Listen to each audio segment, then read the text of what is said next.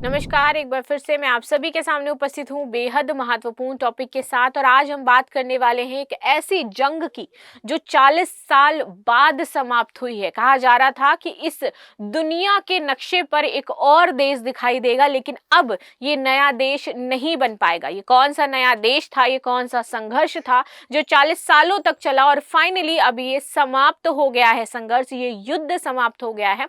तो चलिए इसी के बारे में कर लेते हैं बात। मेरा नाम है प्राची मिश्रा और संस्कृति आईएएस के इस प्लेटफॉर्म पर आप सभी का बहुत बहुत स्वागत है।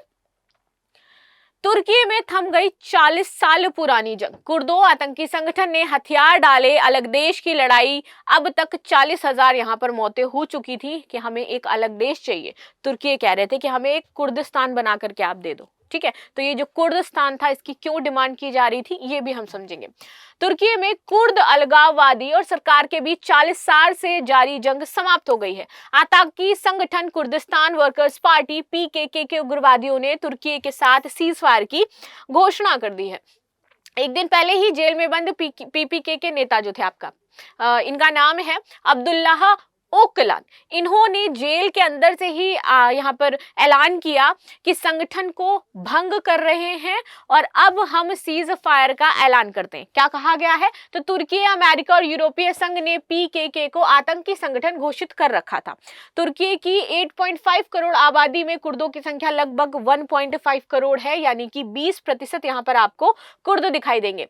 1984 से ये जो जंग है वो छिड़ रखी है, 1984, और अभी क्या है 2025, तब से ये जंग आपकी चल रही है। 1978 में बने इस संगठन की मांग थी कि उन्हें तुर्की से अलग करके कुर्दिस्तान बना दिया जाए और हम सारे जितने भी कुर्द हैं उस अलग देश में रहेंगे, या फिर तुर्की के अंदर ही आप क्या करो, कुर्दों को पहले से ज्यादा अधिकार दे दो। तो ये अपने हक की लड़ाई लड़ रहे थे इतने समय से, या तो हमें देश बनने दो या फिर हमें अधिकारों में बढ़ोतरी कर दो। इस मांग के साथ संगठन ने 1984 में तुर्की सरकार के खिलाफ जंग छेड़ दी और इस जंग में अब तक 40,000 लोग मर चुके थे। आगे बात करते हैं। इसके चलते तुर्की, अमेरिका और यूरोपीय संगठन क्या करते थे, इसको आतंकी मानते थे। संगठन के नेता हैं अब्दुल्लाह ओकलान। इन्होंने 1999 में तुर्की में स्पेशल फोर्स में केन्या में पकड़ा गया था। तब से इस्तांबुल की जेल में ये कैद हैं और जेल से ही अपना पूरा संगठन ये चला रहे हैं। अब बात करते हैं किन किन देशों में आपको कि कुर्दों की आबादी दिखेगी। तो तुर्की में है, सीरिया में है, इराक में इनकी आबादी हो जाती है, ईरान में हो जाती है, अर्मेनिया में हो जाती है, और ये पूरी कुर्द आबादी है जो यहाँ पर मैप में आपको दिखाई दे रही है। सबसे ज्यादा आबादी वाला यहाँ पर ये इलाका हो जाता है।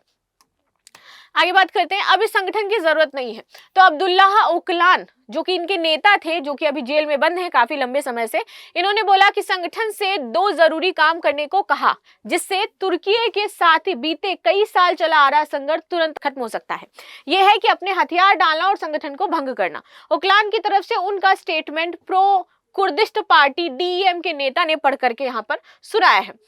तुर्की सरकार की तरफ से कुर्दों के अधिकारों पर रोक लगाई जा रही थी। इसके जवाब में पीकेके का गठन हुआ था। ये उसके नेता कह रहे हैं जो ओकलान है। उन्होंने बोला कि भैया तुर्की सरकार क्या कर रही थी, हमारे अधिकारों पर रोक लगा रही थी, इसलिए हमने ये संगठन बनाया था। लेकिन तब से अब तक कुर्दों के जो अधिकार हैं उनमें बहुत ज्यादा इजाफा हो चुका है।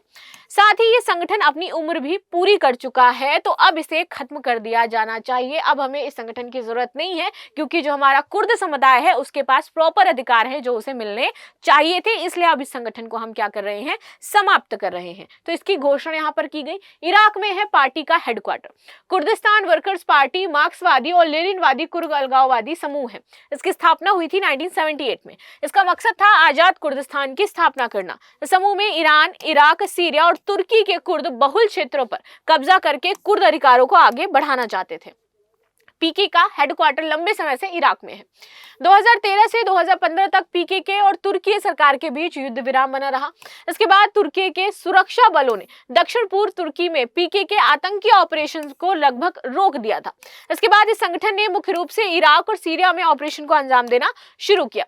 तुर्की में पहाड़ी इलाकों में कुछ लोग यहाँ पर बसते हैं। देखो, कुर्दिश लोग कुर्द समुदाय के तुर्की के पहाड़ी इलाकों और सीमाई क्षेत्रों के साथ साथ इराक, सीरिया, ईरान और अर्मेनिया में रहते हैं। ये तुर्की मौजूदा मॉनिटरिंग समुदाय में सबसे बड़े हो जाते हैं। कुर्द तुर्की में अपनी स्वायत्तता के लिए लड़ रहे हैं। सीरिया और इराक में भी कुर्द अपनी पहचान के लिए संघर्ष कर रहे हैं। तुर्की सरकार और इस संगठन के बीच शांति लाने की बातचीत एक दशक पहले नाकाम हो चुकी थी। इसके बाद से इस ग्रुप ने तुर्की में कई आतंकी हमलों का अंजाम दिया और कुछ दिन पहले अमेरिका ने तुर्की पर आक्रमण किया था, यदि आपको याद हो तो।